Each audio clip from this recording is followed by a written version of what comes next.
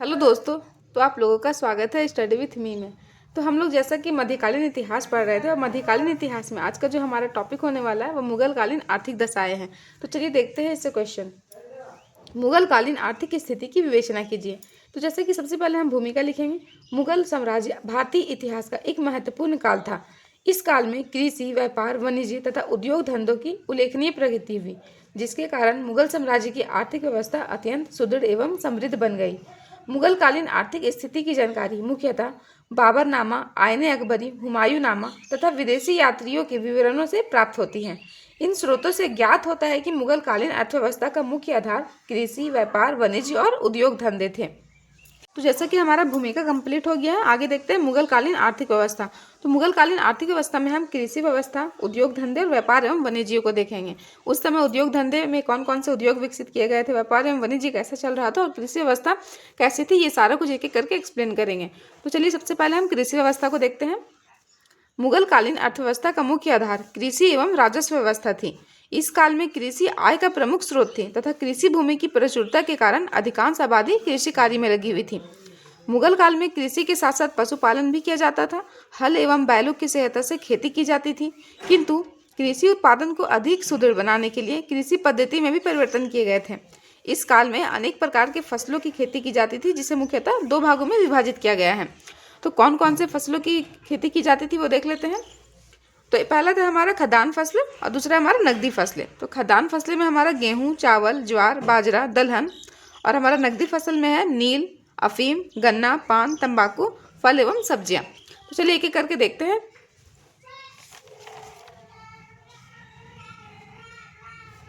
खदान फसलें में मुख्य रूप से गेहूं, चावल, ज्वार, बाजरा, दलहन तथा तिलहन की खेती की जाती थी। इसमें पहले हम गेहूं देखेंगे। इसकी खेती के लिए आगरा, इलाहाबाद, दिल्ली, लाहौर, मुल्तान, सिंध, गुजरात तथा मालवा प्रमुख क्षेत्र थे। चावल की खेती मुख्यतः बंगाल, बिहार, आगरा तथा दिल्ली में की जाती थी। ज्वार का देख लीजिए। ज्वार का उत्पादन मुख्य रूप से अजमेर एवं आगरा में होता था। इसी तरह से बाजरा देख लीजिए। बाजरा की खेती भी उत्तर पश्चिम भारत के अनेक भागों में की जाती थी। दलहन, इसके अंतर्गत अरहर, चना, खेसारी, मूंग एवं मटर की खेती होती थी, जिनका उत्पादन मुख्यतः बिहार, बंगाल, मुल्तान एवं लाहौर क्षेत्रों में किया जाता था। तो ये सारे फसल खदान फसलें थे जो हम लोग देख चुके एक एक करके कि इनका कौन कौन से क्षेत्र थे जहाँ पे ये सारे जो गेहूँ, चावल, ज्वार, ये सब कहाँ कहाँ उत्पादन होता था। तो ये हम लोग देख चुके हैं। चलिए अगला हम देखते हैं नकदी फसल। नकदी फसलों को मुगल काल में जिनसे कामिल कहा जाता था। इसके अंतर्गत मुख्य रूप से कपास, नील, अफीम, गन्ना, तंबाकू तथा पान की खेती की जाती थी। तो एक एक करके देख लीजिए। पहले हम नील की खेती देखते हैं। मुगल काल में नील की खेती की जाती थी, जिसका विदेशी बाजारों में अत्यधिक मांग थी। नील का उपयोग वस्त्रों की रंगाई में की जाती थी, इसीलिए यह विदेशी व्यापार का एक महत्वपूर्ण वस्तु थी। इसका उत्पादन उत्तर भारत में बड़े पैमाने पर होता था। इतिहासकार इरफान हबीब के अनुसार भारत में प्रति वर्ष लगभग 50,000 पौंड नील का उत्पादन किया जाता था। नील के प्रमुख उत्पादन केंद्र बयाना, सरखेज, गुजरात तथा खानदेश थे। इस तरह से हम नील का देख लिए हैं। अगला देखिए अफीम। इसी प्रकार इस काल में अफीम की खेती भी बड़े पैमाने पर की जाती थी। इसका उत्पादन मुख्य रूप से मालवा तथा बिहार में होता था। अफीम का उपयोग औषधीय कार्यों के साथ साथ व्यापारिक वस्तु के रूप में भी किया जाता था। अगला देखिए गन्ना। गन्ने की खेती मुख्य रूप से बिहार, आगरा तथा लाहौर में की जाती थी। बिहार गन्ना उत्पादन का प्रमुख क्षेत्र था। गन्ने से गुड़ एवं चीनी का निर्माण किया जाता था तथा इसका व्यापार देश एवं विदेश दोनों स्थानों पर होता था। अगला हमारा पान है। तो नकदी फसल में पान की खेती भी की जाती थी, लेकिन ये सीमित क्षेत्र में की जाती थी। बिहार में गया और बंगाल के कुछ क्षेत्रों में पान की खेती होती थी। तो पान का उपयोग दैनिक जीवन के साथ साथ सामाजिक एवं धार्मिक अवसरों पर भी किया जाता था, पान के पत्तों का। तो चलिए अगला देखते हैं तंबाकू। मुगल काल में तंबाकू की खेती का भी विकास हुआ था। धीरे धीरे तंबाकू एक महत्वपूर्ण व्यापारिक फसल बन गई थी। हमारा लास्ट है फल एवं सब्जियां। तो मुगल काल में कृषि केवल अनाज एवं नकदी फसलों तक सीमित नहीं थी, बल्कि प्रसिद्ध ग्रंथ आईने अकबरी से सब्जियों एवं फलों के उत्पादन की भी जानकारी मिलती है। तो प्रमुख फलों में देखिए अंजीर, खरबूज, नींबू, संतरा, अंगूर, इत्यादि का उत्पादन बड़े पैमाने पर होता था। तो इस तरह से हमारा जो नकदी फसल थे और जो हमारे खदान फसल थे दोनों कंप्लीट हो गया है। अगला देखिए व्यापार एवं वाणिज्य। उस समय व्यापार एवं वाणिज्य की स्थिति कैसी थी वो देख लेते हैं। मुगल कालीन अर्थव्यवस्था का दूसरा प्रमुख आधार व्यापार एवं वाणिज्य था। इस काल में संपूर्ण साम्राज्य में शांति एवं सुव्यवस्था कायम थी, जिसके कारण व्यापार एवं वाणिज्य का पर्याप्त विकास हुआ। तो व्यापार के विकास के कारण कौन कौन से थे देखिए। सरकार एवं यातायात के साधनों का विकास हो चुका था।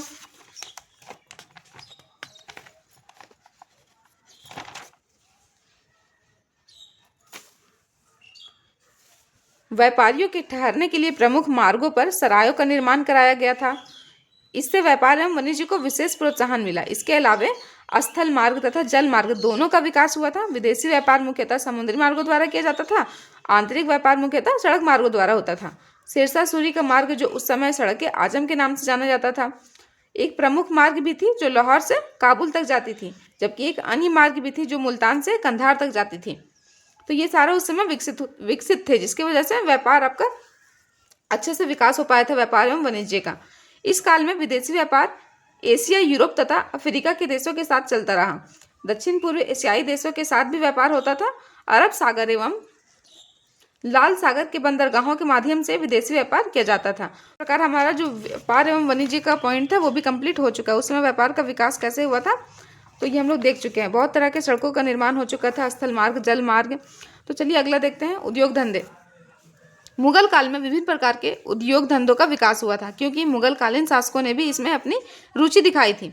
इस काल में मुख्य रूप से निम्न उद्योग विकसित हुए थे। तो कौन कौन से उद्योग उस समय चल रहे थे देखिए। वस्त्र उद्योग, धातु उद्योग, लकड़ी उद्योग, मिट्टी एवं कागज उद्योग और अन्य उद्योग। तो पहले हम वस्त्र उद्योग को देख लेते हैं। मुगल काल में वस्त्र उद्योग सबसे प्रमुख उद्योग था। इस काल में सूती, ऊनी एवं रेशमी वस्त्रों का उत्पादन किया जाता था। तो सूती वस्त्र का उत्पादन केंद्र कहाँ था? आगरा, वाराणसी, लाहौर, अहमदाबाद, बंगाल, बिहार तथा पटना।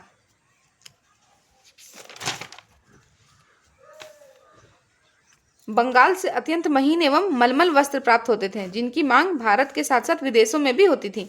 रेशमी वस्त्र का उत्पादन बंगाल में होता था। ऊनी शॉल कश्मीर में प्रसिद्ध थी। कश्मीर के ऊनी वस्त्रों का निर्माण पहाड़ी क्षेत्रों की ऊनी से किया जाता था। तो ये हम वस्त्र उद्योग देख चुके हैं। उसमें हम लोग सूती और रेशमी वस्त्रों को देखे हैं। तो चलिए अगला देखते हैं, धातु उद्योग। मुगल काल में सोना, चांदी, तांबा, पीतल तथा लोहे से विभिन्न प्रकार की वस्तुएं बनाई जाती थीं। सोना एवं चांदी से आभूषण बनाए जाते थे। तांबे एवं पीतल का उपयोग घरेलू बर्तन बनाने में किया जाता था। लोहे से कृषि उपकरण एवं हथियार बनाए जाते थे। तो इस तरह से धातु उद्योग भी उस समय चल रहा था। अगला हमारा है लकड़ी उद्योग। वीडियो अगर अच्छी लग रही है तो आप लोग वीडियो को लाइक कीजिए, चैनल को सब्सक्राइब जरूर कीजिए। मुगल काल में लकड़ी उद्योग भी एक महत्वपूर्ण उद्योग था। लकड़ी के कारीगर फर्नीचर का निर्माण करते थे। सागौन एवं नीम की लकड़ी का विशेष उपयोग होता था। फर्नीचर के अतिरिक्त लकड़ी का उपयोग व्यापार, भवन निर्माण तथा सैनिक कार्यों में भी किया जाता था। जहाज निर्माण एक बड़ा व्यवसाय बन चुका था। भारत में बने जहाजों का उपयोग यूरोपीय व्यापारी भी करते थे। तो इस तरह से लकड़ी उद्योग का भी हम लोग इस्तेमाल कर रहे थे उस समय। चलिए मिट्टी एवं कांच उद्योग देखते हैं। मुगल काल में कांसे एवं मिट्टी से विभिन्न प्रकार के बर्तन बनाए जाते थे। भारत में आगरा, कश्मीर, सिकरी तथा बिहार में कागज उद्योग का विकास हुआ था। कागज का उपयोग प्रशासनिक कार्यों, लेखन तथा अभिलेखों के लिए किया जाता था। तो ये हम लोग देख चुके हैं आपका मिट्टी एवं कागज उद्योग। अगला हमारा है अन्य उद्योग। इसमें कौन कौन से उद्योग थे देखिए। उपरोक्त के अतिरिक्त मुगल काल में कागज उद्योग, नौका निर्माण, गुड़ निकालना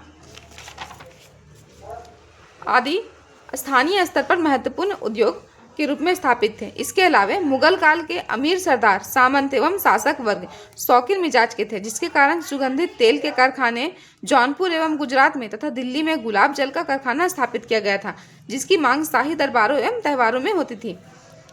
विदेशी यात्री बर्नियर ने भारत के व्यापार एवं उद्योग का वर्णन करते हुए लिखा है कि 17वीं शताब्दी में औद्योगिक विकास की दृष्टि से भारत एशिया तथा यूरोप की तुलना में काफ़ी आगे बढ़ गया था। ये जो हमारा विदेशी यात्री बर्नियर था वो उसके अकॉर्डिंग ये लिखा गया था। इसको भी हम लिख दिए हैं। चलिए निष्कर्ष देख लेते हैं। क्वेश्चन का डिमांड तो पूरा हो गया है। चलिए अब निष्कर्ष देखते हैं। उस समय की आर्थिक स्थिति तुम लोग देख लिए क्या क्या था। तो निष्कर्ष इस प्रकार मुगल कालीन आर्थिक व्यवस्था कृषि, व्यापार, वाणिज्य एवं उद्योग धंधों पर आधारित थी। देशी एवं विदेशी व्यापार बड़े पैमाने पर संचालित होते थे तथा उद्योग धंधे के विकास ने आर्थिक समृद्धि को और अधिक बढ़ाया था। इसीलिए मुगल काल को भारतीय इतिहास का आर्थिक दृष्टि से समृद्ध काल माना जाता है। तो ये हमारा जो उद्योग धंधे और ये वाणिज्य व्यापार कृषि व्यवस्था उस समय जो आर्थिक स्थिति थी वो हम लोग देख चुके हैं। क्वेश्चन हमारा कंप्लीट हो गया है। तो चलिए नेक्स्ट वीडियो में नेक्स्ट टॉपिक के साथ मिलते हैं। वीडियो अच्छी लगी तो वीडियो को लाइक कीजिए, चैनल को सब्सक्राइब करना ना भूलें ताकि मैं इसी तरह की वीडियो आप लोगों के लिए लेकर के आऊँ। और आप लोगों को जेपीएससी मेंस की कौन सी टॉपिक कौन से पेपर की आंसर राइटिंग चाहिए वो भी कमेंट में ज़रूर बताएं।